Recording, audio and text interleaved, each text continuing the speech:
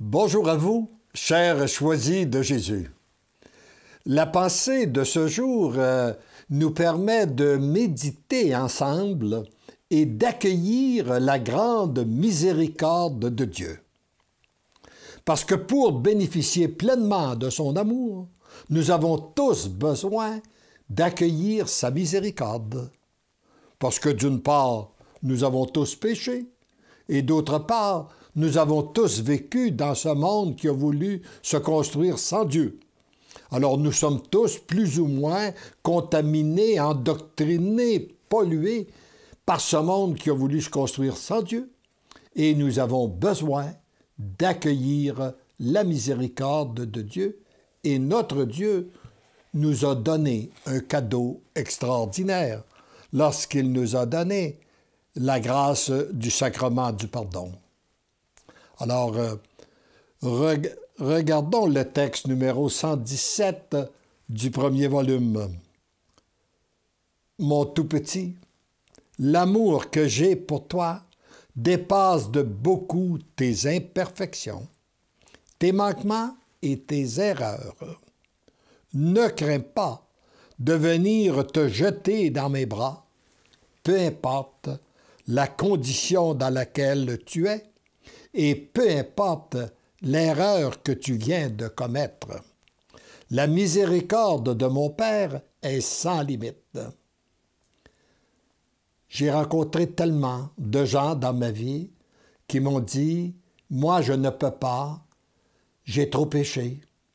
Je sais, et cette peur que Dieu ne nous aime pas. » Eh bien, Dieu est amour, Dieu est miséricorde. Et il demande pas mieux que nous accorder son pardon lorsqu'on se reconnaît pécheur. Et il nous invite ensuite, tourne ton regard vers les souffrances que j'ai supportées sur le chemin du calvaire, en expiation pour vos fautes. Regarde l'attitude du père de l'enfant prodigue. Regarde mon comportement devant la Samaritaine, la femme adultère, Zachée, Marie-Madeleine et combien d'autres. Présente tout à la miséricorde du Père par le sacrement de réconciliation. Plus tu avances dans le grand passage, plus tu entres dans la lumière et plus tes manquements te sont révélés. Et c'est un peu comme lorsque le soleil entre dans une pièce, par exemple. Nous voyons toutes les imperfections qu'il y a dans l'air qu'on ne voit pas autrement. Eh bien, c'est un peu la même chose. Plus on approche, plus on accepte d'être purifié, plus on approche de notre Dieu, eh bien, plus on peut constater nos imperfections. Puis il dit, c'est ainsi que tu entres dans la grande purification par les souffrances de ton âme devant ta faiblesse humaine.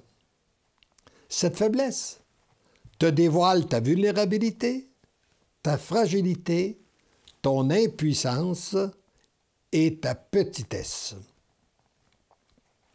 Voyez-vous, au lieu de voir ces faiblesses comme étant des gros problèmes, on peut les voir comme étant une source de grâce parce que ça nous permet de nous reconnaître petits. Et lorsqu'on se reconnaît petit, ça nous permet de rencontrer notre Dieu. Tu sais que je parcours toujours le chemin de la petitesse. À toi maintenant de profiter de tes faiblesses pour venir à ma rencontre et accueillir ma miséricorde et mon amour. Je suis un Dieu plein de miséricorde et d'amour. Je ne vous enseigne pas que c'est par vos bonnes actions que vous allez devenir l'amour, mais bien parce que l'amour vous aime.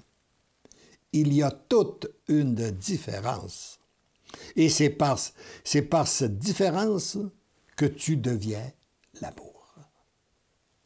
Beaucoup de gens pensent par eux-mêmes pouvoir devenir des êtres d'amour, puis ils n'y arrivent pas.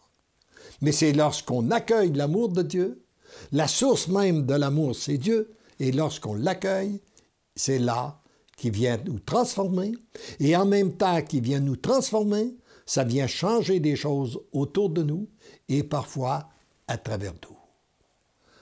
Alors, n'oubliez pas, parce que l'amour vous aime, c'est-à-dire parce que Dieu vous aime et que vous vous laissez aimer, vous devenez des êtres d'amour. Amen.